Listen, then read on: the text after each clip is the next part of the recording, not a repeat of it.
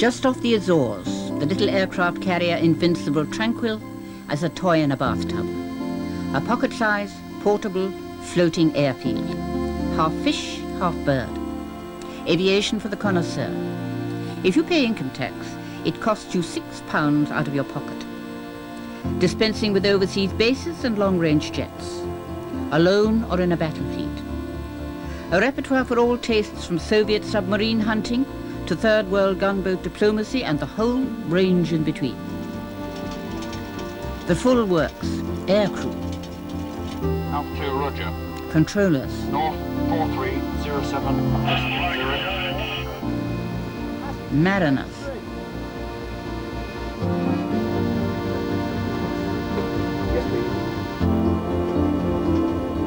Jets, runway, radar, ground crew, helicopters, spares and maintenance. Do we see ourselves still needing to do all this? In our size, our economic state, in the world as it's changed? Hey, green deck fixed wing.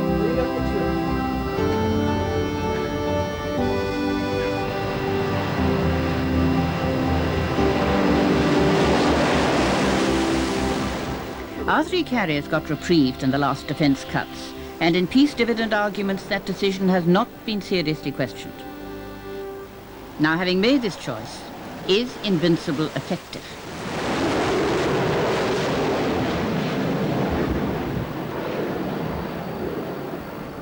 This is an oddball of an aircraft carrier, a hybrid, a poor man's carrier. Not originally meant to be a carrier at all, but a large cruiser with a bit of flat deck for some helicopters and a couple of holes cut in it so that they could be stored and serviced and armed under cover.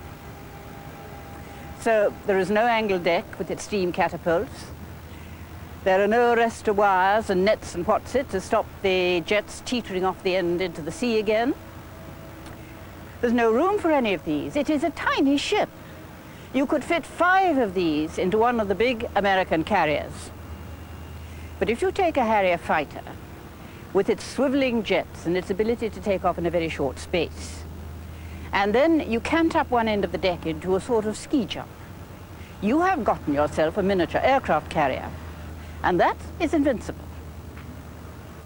But miniature aircraft carrier it may be, but it is the biggest ship afloat to be powered exclusively by gas turbine engines. Those are modified Concorde engines. It's the biggest ship with girls on board. It's the biggest ship in the British Navy.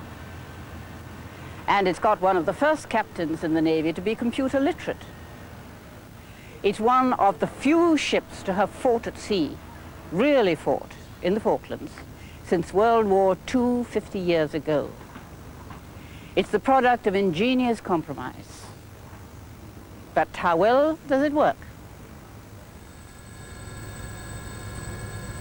Start with the runway, the airfield, the ship.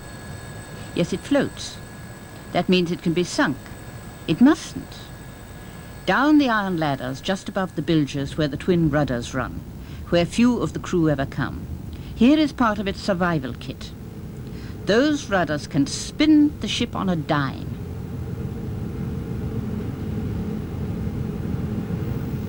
Do you see that bend in the wake? Invincible can turn full circle in 4 or 5 minutes. None of that old supertanker nonsense about needing 2 miles. It's the difference between a torpedo hitting the middle, where the tender machinery in the operations room are, or hitting the nose or the backside that can take a lot of punishment. Gears are the crucial component, here in the middle of the ship. Biggest reversible gearbox in any Western Navy. Put that out of action and Invincible would be helpless. Slam the gears into reverse and they will stop the ship motoring flat out at its full 30 knots, 35 miles an hour. And stop it in 3 times its own length.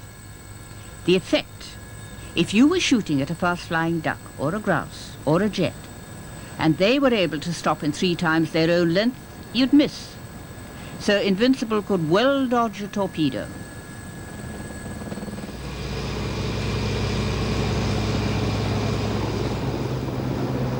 But converting the ship, when it switched from helicopters only to helicopters plus jets, makes it far from perfect. How big a nuisance is it to have those great big holes cut in the deck?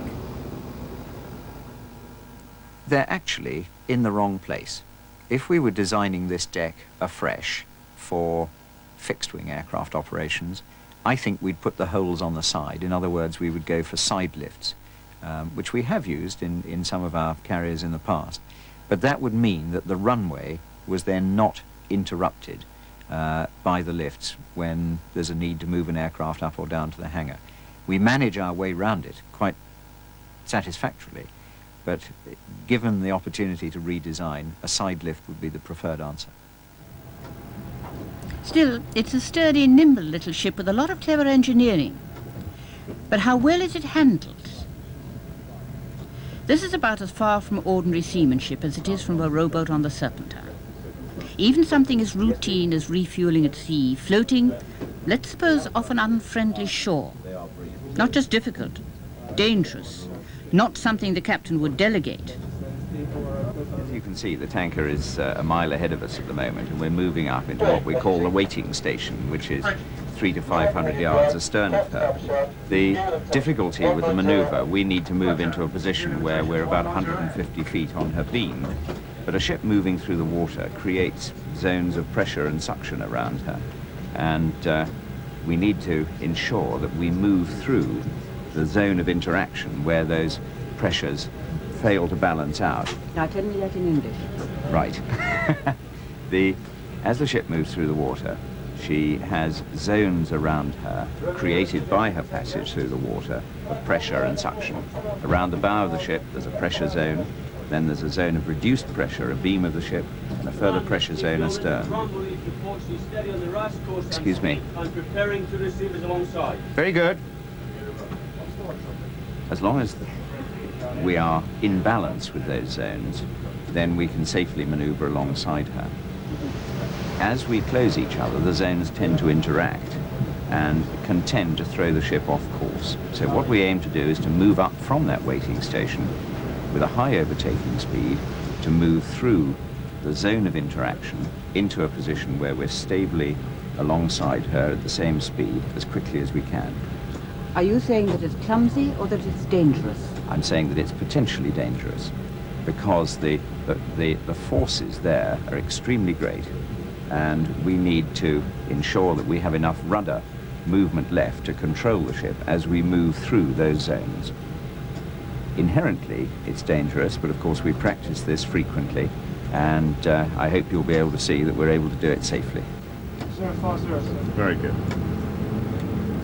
Stop both engines. Stop both engines.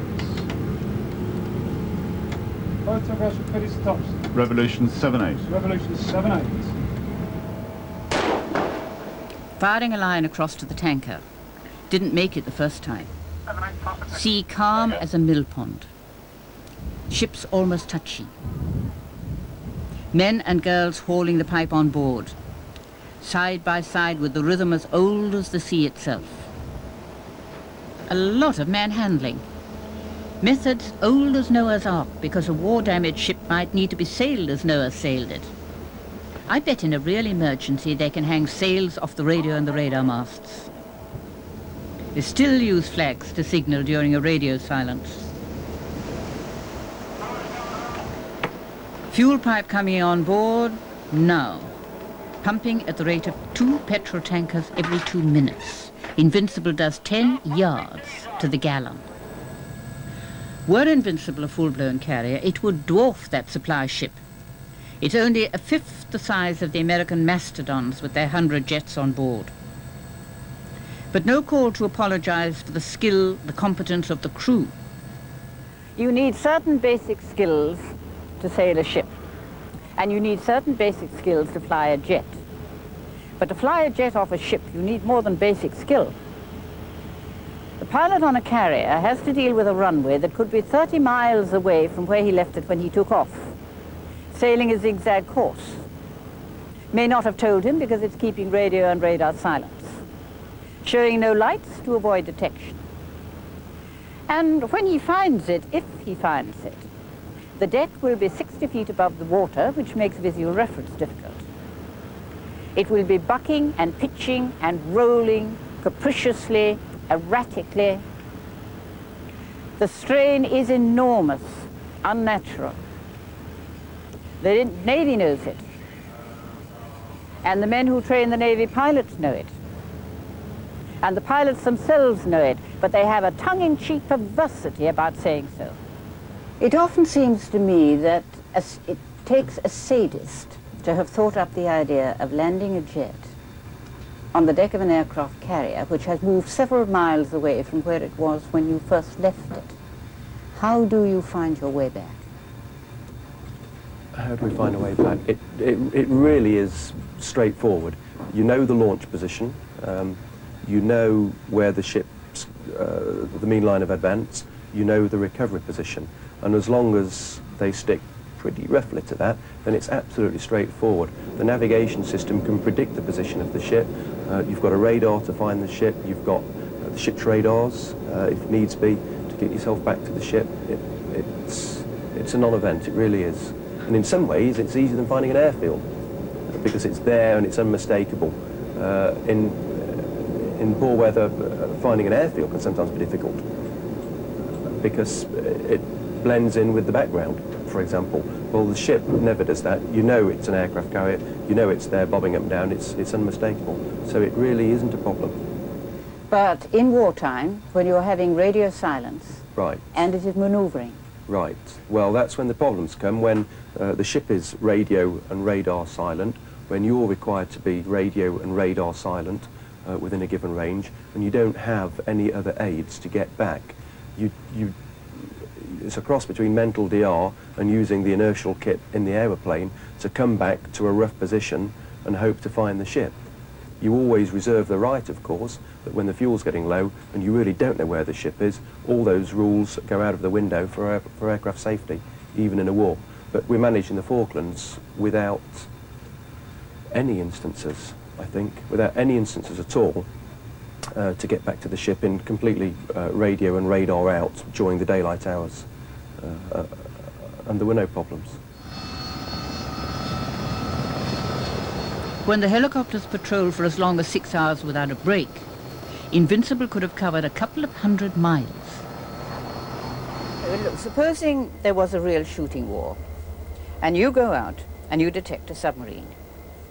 You send signals back to Invincible. There's a submarine, the Harrier. Invincible then changes course very fast indeed to get the hell out. And because there's radio silence, doesn't tell you that it isn't where you left it. How do you get home? Well, there are going to be some problems with that. We rely very heavily... I like you calling them some problem. Seems to me an enormous problem. Hopefully not, because we spend a great deal of care and attention in our briefing procedures and in our means of knowing what people are going to be doing, and if they're unable to do it, alternative plans. It may be that, in fact, were Invincible required to go at very short notice, fast, a long distance away from us, then indeed we would have to go and land on another vessel, perhaps a Royal Fleet Auxiliary, or indeed one of the Type 22 frigates that might be operating with us. So we would plan the contingencies to make sure that if it really was not essential, or it was essential rather, to send Invincible away at that sort of short notice, that we would have alternatives up our sleeve, as it were, to ensure that we weren't a wasted asset and unable to get home. It might be true that in the real heat of war, the command may have to make a decision that an aeroplane is less important than some other particular task that has to be done, and that would indeed be one of the more difficult but often essential command decisions made at sea. So in the worst case, you would be expendable? I don't think expendable. I think if one is expendable, one would feel there was no way that one would recover or survive. Certainly the aeroplane would have to land on the sea if it couldn't find anywhere else to go, but we would then hope that in a later stage rescue operations would be conducted, and we carry a great deal of equipment to assist people in relocating us. But I would personally feel that would be a very extreme situation.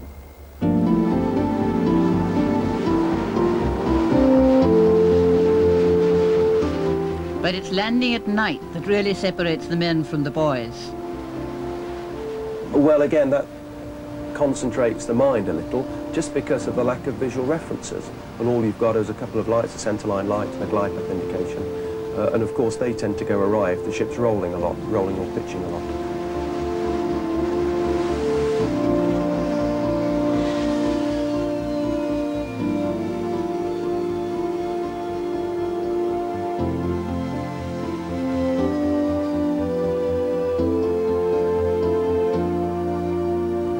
What makes you take on the sort of extra misery of flying for the Navy? Extra enjoyment, extra satisfaction. There's no misery at all. Not Now at come, all. you could have had a lovely time in the RAF. Nice fixed airfields, diversionary airfields, all these things laid out on a map, instead of hunting for a little carrier in the middle of the sea. I'd have been bored, I think. Would you? Yes, I think so, yeah. Not every good pilot's got the right temperament. Often take the strain. Not just the strain of flying from a drunken rolling runway, but the strain of a weapon and a radar system that would normally be the work of 2 men in a 2-seat jet. Invincible's deck can't take the extra weight. They're precious, these Harrier pilots. Cost the Navy £4,287,000 to train, and leave all too rapidly for richer, quieter lives with the airlines. I've grown since I wore that last.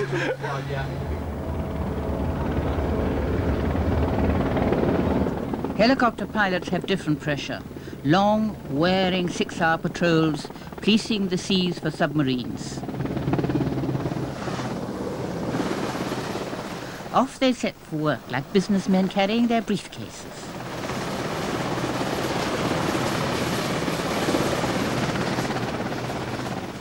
Their takeoffs and landings every bit as hazardous as a Harrier's.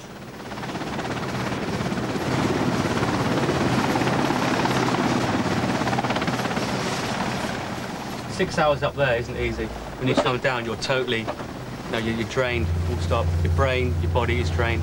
What we do is you get airborne for 5 hours and you're there constantly.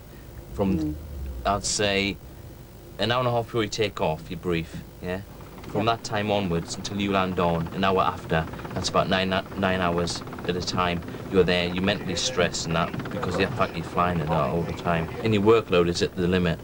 And you come down, you are shattered. You come down, you You've debrief. 8 to 10 hours off, and then you're up You're again, up again. starting again. You debrief, you get something to continuous. eat, and away you go again, you get a shake, right, brief with so-and-so.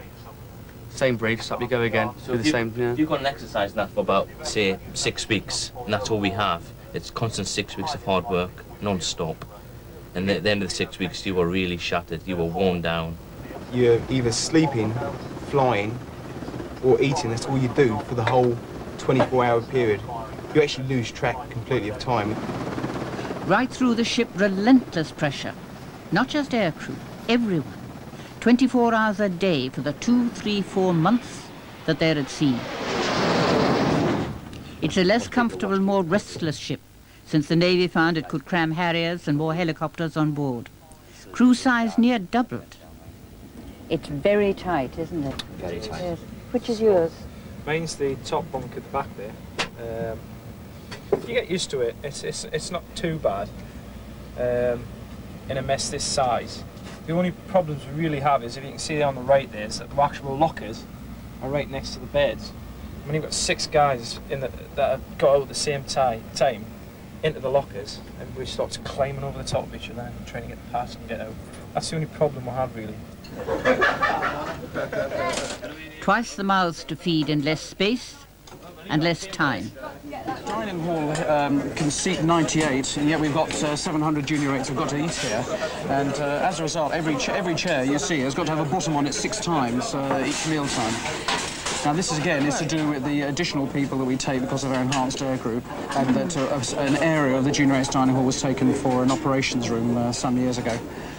So unfortunately, these people here can't really sit down and linger over their meal and have a cigarette. Well, not that we allow smoking anyway, of course, but they can't sit and linger. It's come in, eat a meal and out, and that's just the harsh reality of the small space available for them. Yes. On this trip, the pressure exacerbated by a special crisis. They complain you're all very conservative, and there's enormous consumption of baked beans. Not the American baked beans, there isn't. They're lions. What's wrong with them? American ones. Oh no, they're just different to ours. We have a real problem with baked beans at the moment because we can only take so many, of course, the storeroom size, which incidentally is, again, only scaled for just over 700 people. We had to take American baked beans, and Americans don't like baked beans the way we like them. And at the moment, the boys are not very happy about their barbecue beans. A fire exercise, more pressure, sudden, unrehearsed. Hard experience of air attack has left an abiding terror of fire on board. Fire and flash and burns that Invincible saw in the Falklands when Sheffield, Galahad and Atlantic Conveyor and the men on board them burnt. Partly culpable, the Ministry of Defence. In one of its look how we save money moods, it bought standard, off-the-shelf, unprotected industrial cables and parts because they were cheap. Every member of the crew is fire-trained, goes into the smoke. Sally, you watch his head. Get it a bit nearer there. Right, hands on, please. Are you ready? Yes, right, 2 seats. Fear of burns has shaped the daily routine. No bare arms on deck with aircraft. No nylon. Discipline, discipline, nag, nag. There are always pressures on the ship. There are pressures to fly, to maintain currency. There are pressures to train in all the various facets of our operations. And we can't train all the time. We also have to maintain, and maintenance takes a lot of our time, planned maintenance, routine maintenance, and defect repair. And then alongside that, of course, we have to give people the opportunity to have some time off.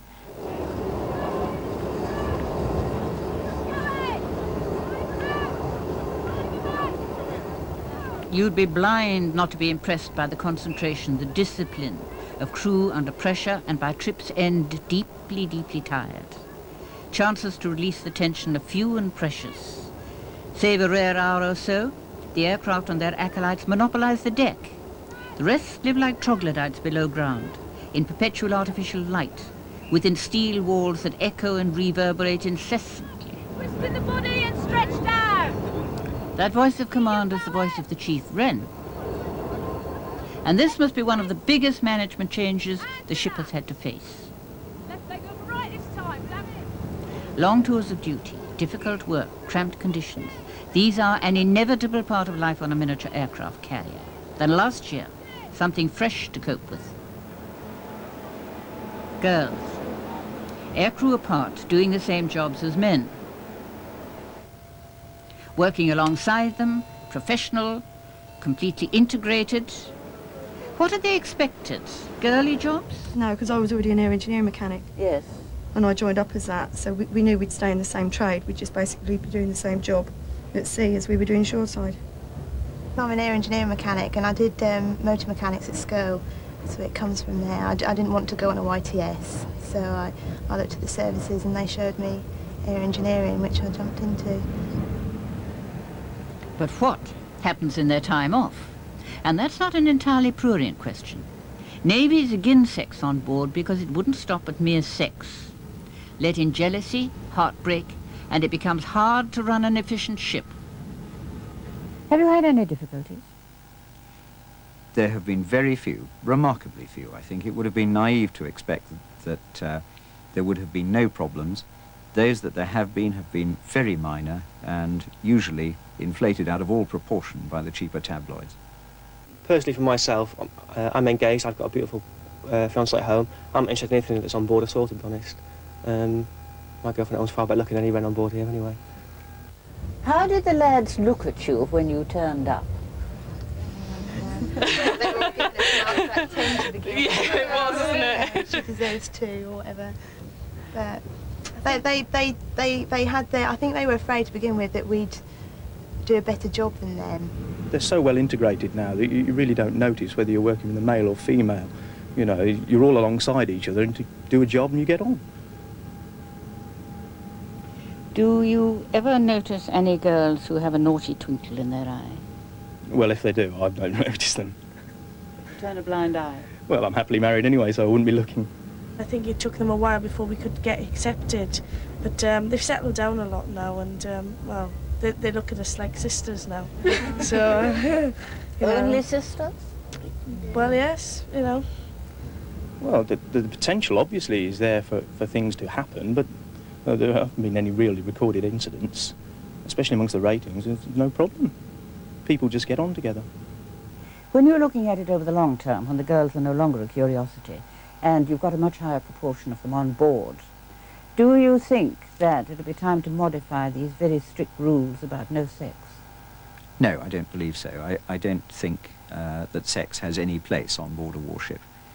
It introduces other emotions such as jealousy, and I think you've seen from your time here, we're very dependent upon each other, and we have to remain dependent upon each other, and therefore I don't believe that there is room for any change in those rules. We're looking really at a code of conduct here, not a whole lot of rules. Hard to believe the sea can cool normal passions so totally, but I saw no evidence to the contrary. A ship is not a private place, except for officers who've been the majority of the few caught in flagrante throughout the Navy as a whole. Oh, nightmare. Have girls changed the ship? Yeah. Yeah. Well, the waves of scent tell you when you're near their quarters.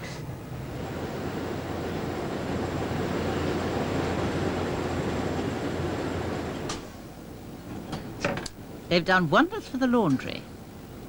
The Chinese laundry that sails privately, entirely unofficially with the British Navy. Laundry charges now include silk shirts and fluffy sweaters. It's a 7-day slog, plus on Sunday, prayers. Have the girls proved a point about the management of the ship that has integrated them with barely a backward glance? Without question. This complex community contains all the problems facing a modern manager, holding the reins between tradition and innovation with 2 crews, cultures, technologies, sexes, enclosed in a self-sufficient hermetic bubble. A case study to rank beside the best of the business schools. But what about the aircraft, its cutting edge? That is another matter.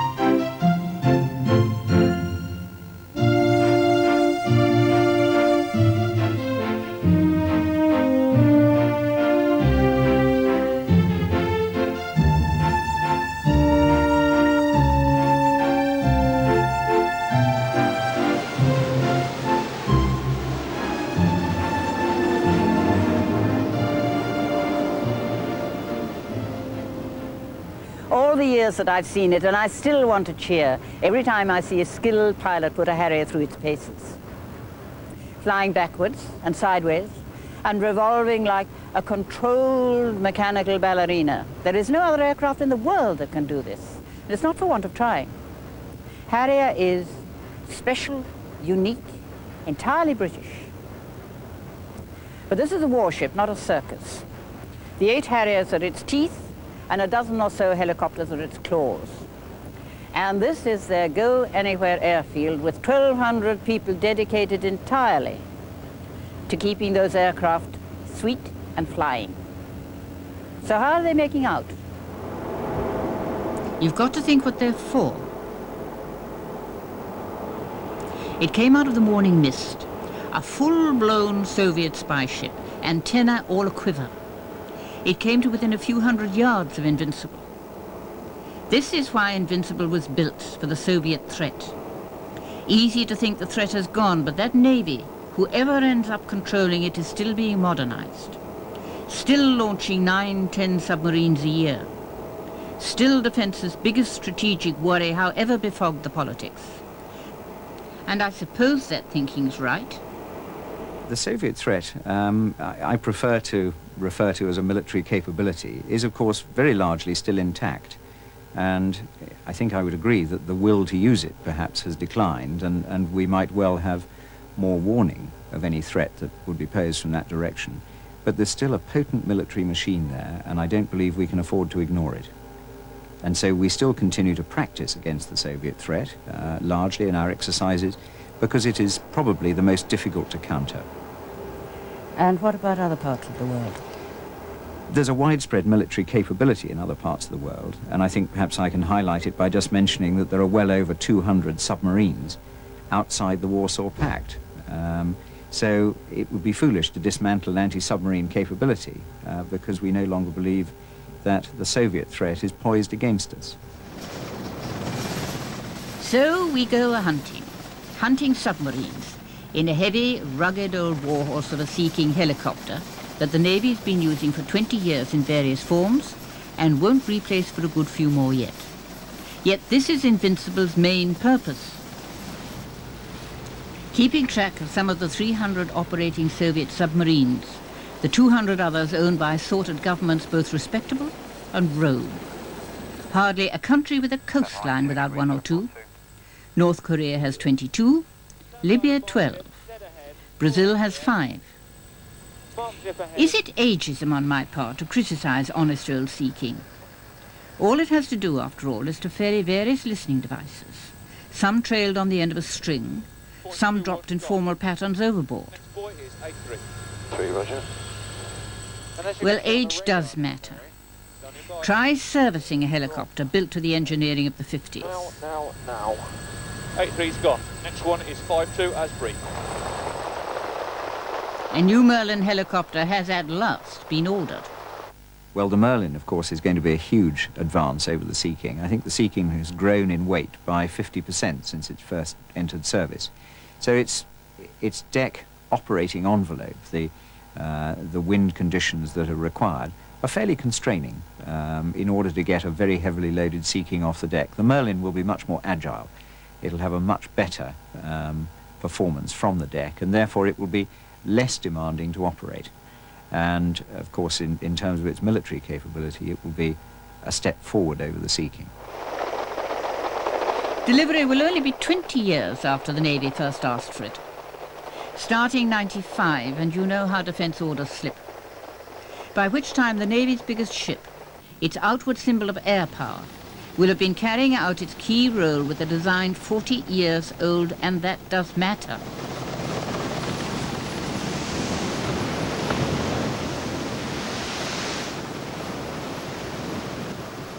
Captain Zawo just received indications from shore of raid closing from the Wesser. Like to go to air threat warning red and bring the ship to action stations up. Yes, please. It's not just the anti-submarine job.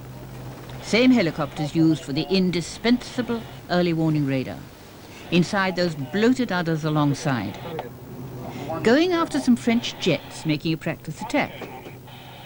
And that was, or is, North Sea oil pipe holding on the radar. Lashed up in 6 weeks when men were dying and ships were burning in the Falklands for want of radar warning. Magnificent then, but now, that radar still hanging there like a cow's udder, bolted on, exposed, vulnerable, as Invincible's first line of defence. Have we lost all sense of urgency? Well, I don't think you could say lack of urgency. I mean, in many ways, the success of the helicopter that we introduced in the days of the Falklands, which is the one that you see now on board, is an indication of anything but a lack of urgency. You call it a lash-up. It's a little bit more of a structured aircraft than that, and has been highly successful. Clearly, we are aware of shortcomings when one looks at the equipment that we now have and the technology that we now have, we would like to see an uprated version of what we have. But they're not going to get it. The radar still hangs exposed, defenseless. They'll still go on tucking it up before they land, like an old lady tucking hair under her hat. All positions in the ops room, on anti-flash, on anti-flash. What it's like to be an air base under attack. This is the AWO, SITREP. Further indications from shore indicate aircraft closing from the west. Therefore, hands to action stations, hands to action stations. Assume MBCD state 1 condition Zulu. On anti-flash. All positions AWO, SITREP. We have super-étendard aircraft closing from the west, threat axis 270, believed to be strength 1, armed with Exocet missiles. Zippo 4 is in force. Now the Harriers come into their own. Defence for the fleet and its precious helicopters. Take off 3 a minute, and that's faster than the Americans.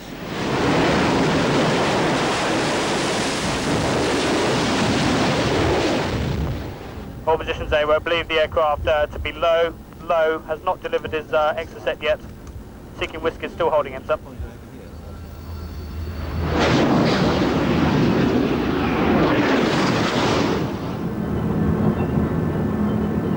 Noise and adrenaline and discipline. All positions AWO, alarm aircraft 258.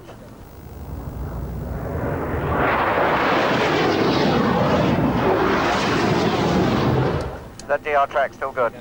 Men and women side by side. All positions AWO, single Exocet closing 258, 21 miles.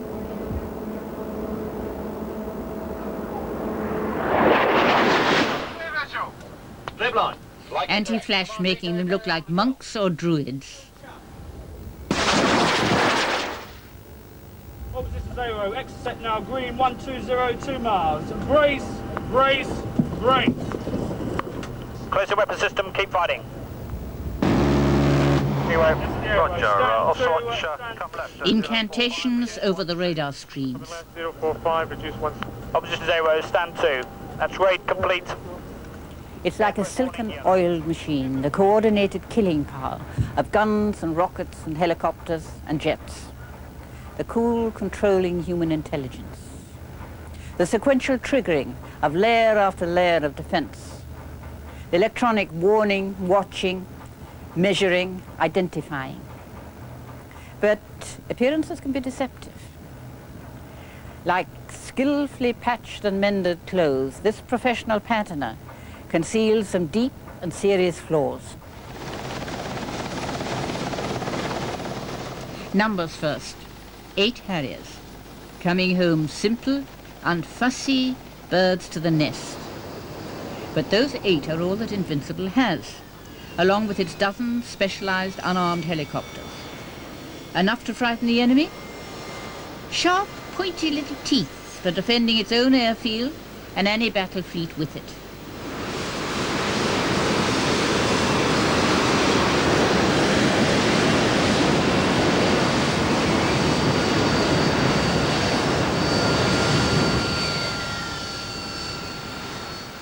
They give quite a nasty nip too when they're switched to attack. Say in the Third World, a role much talked of since the Gulf War and the Soviet decline. But on balance, the Invincible complex is 50% too small for the job it is asked to do. Result, since we've only 3 of these mobile airfields and one will always be in dock, they're dangerously close to becoming too precious to use. And the more the focus shifts from big war to small hotspots, the more this will weigh with politicians. Now the hidden flaw. It's self-evident Invincible has very few Harriers, but that's only half of it. You have to hold all deck moves shortly. Descent into the underworld, where men work through the night so that machines will fly by day. Harrier is a 35-year-old design and largely unchanged. How far, though, having to use very old equipment, how much does that add to the workload, the maintenance? Because if it was an old car, they get worse and worse to maintain.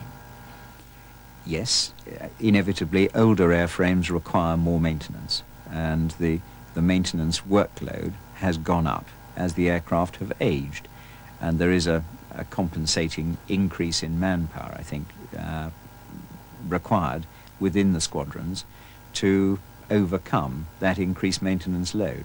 What we would like, obviously, is an aircraft with a little more endurance than the one that we have at present. We would like an aircraft that is, if I could use the expression, a little more maintainer-friendly, one that is more readily maintained. Conditions for working on aircraft in a ship such as this are never easy, and the more one can build into the design of the ship, the aircraft, then so much the better. What is the unfriendly part of its maintenance? The unfriendly part is that whatever, a lot of the equipment that one may wish to check or change may well involve the removal of the engine.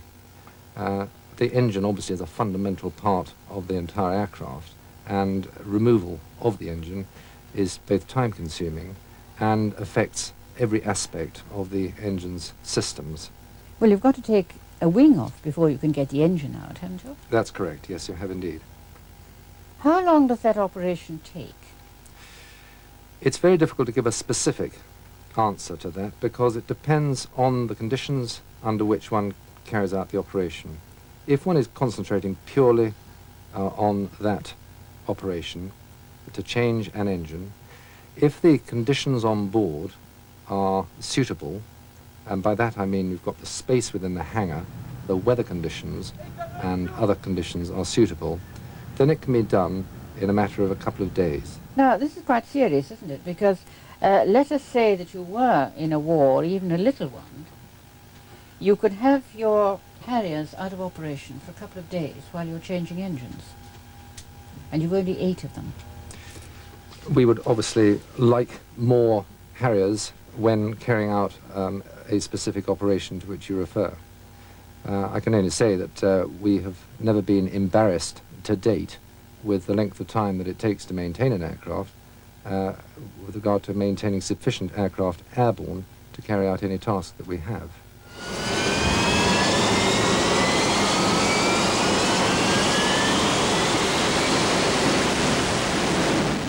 In its 35 years, attempts to develop the Harrier have been made and cancelled, made and cancelled, made and cancelled.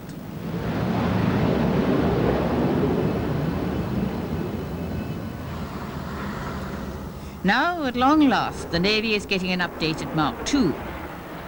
But the updates are all to the radar, the rockets, the radio. More of the same, they say. The same idiosyncratic, hard-to-maintain airframe, same engine, same problems. Fundamentally, it's an aircraft which is going to be simply a development of the one that we have on board. The main advantages are a longer-ranged weapon, which will enhance our ability against fighter escorts that may be with a reconnaissance aircraft or with a missile-carrying aircraft. The avionics within the aircraft are greatly improved, which will make life for the pilot a great deal easier in the aircraft. The communications will improve, and probably one of the most important aspects is the radar. And the radar will improve its all-round ability in all weathers and over land and so on. Now, the Harrier really is an old aircraft, and I can remember it languishing in the 60s. Nobody would buy it because it wasn't supersonic, it didn't have the range, it didn't carry enough weapons. You remember what was said about it? Yes, they're all true. It isn't supersonic, it doesn't have spectacular range and endurance performance, nor any great lifting capability. I think it's a shame that it wasn't developed more, and more money wasn't spent on it, because I feel sure that it could have been sold in much greater numbers had its potential been fully realised. The way missiles have developed, does it matter whether an aircraft's supersonic or not? It matters. It's a matter of priorities and how you balance the requirements that you need. I don't believe that it's very important to be supersonic. It would be a nice to have, but there are other things that I would like to get right before that, given a finite sum of money. Like what? The weapon system, obviously, which we're working on with the FRS-2, and we ought to be looking at more range and endurance performance out of our aeroplane, at a cockpit, long-range VID systems, and somewhere... VID of what? Visual identification of, as the radars become more capable and as the missiles get longer and longer legs, the requirement to visually identify a target at long range is difficult, and as the range of missiles increases, it becomes more of a handicap not to be able to do that. So, for example, the F-14 has got a super system where it can visually identify targets at long range, and it's therefore able to engage them without getting close enough to be shot down itself. If the rules of engagement insist that you do have to complete a VID before you shoot them, then clearly it's useful to have such a system. Things like that, I think, are of more importance than the ability for supersonic dash. However, if it's there, we'll certainly have it. Of course, it's useful.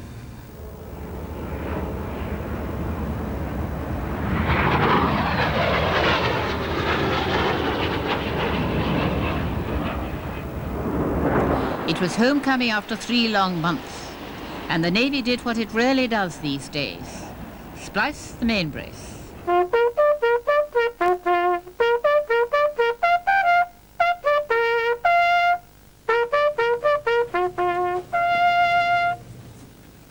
The Navy maintains traditions, and one of them is the ability to present an immaculate front, to use skill, professionalism, and some low cunning to conceal defects in its equipment not visible to the naked eye,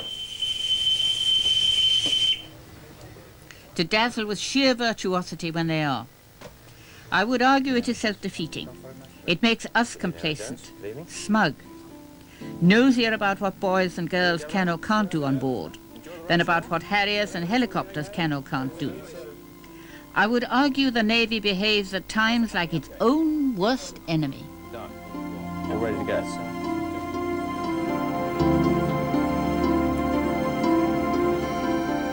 A stylish, sentimental homecoming, when sailors dress up as Jack Tars, and England gets what it has grown into the habit of expecting: superbly professional men putting their lives on the line in order to cover up, to put a good face on the tools they have to use.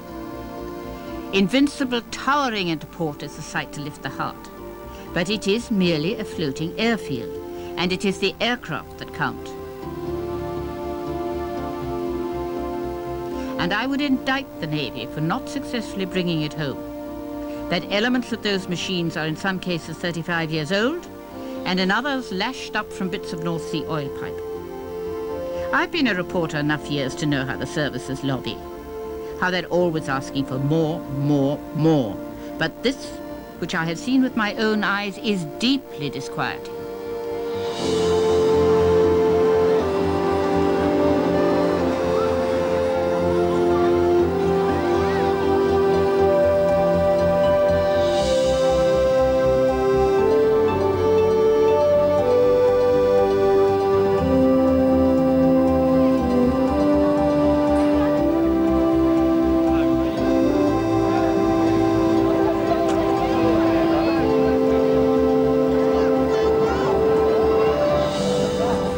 May be redundant as far as Britain is concerned.